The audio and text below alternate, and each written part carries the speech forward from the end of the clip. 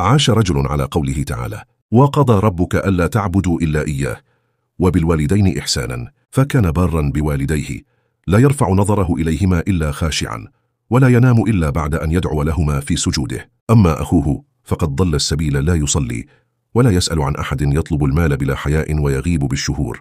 ومع ذلك كانت الأم تقول: مسكين الله يهديه، وكان الأب يردد: ادعوا له لعل الله يفتح على قلبه. البار رغم إخلاصه كان يعاتب ويحمل ما لا يطاق، وإذا مرض قيل له: أين إيمانك؟ وإذا تأخر قيل: أنت تغيرت. بينما العاق كلما عاد استقبل بالدعاء والفرح، وكأن التوبة نزلت عليه دون أن ينطق بها. في ليلة من ليالي القدر جلس البار تحت شجرة الزيتون التي زرعها بيده، يتأمل النجوم ويهمس: يا ربي، أهذا هو جزاء البر؟ أهذا هو ميزان الناس؟ فسمع في قلبه صوتا من القرآن كأنه يجلى له الغيب: إن الله لا يضيع أجر المحسنين.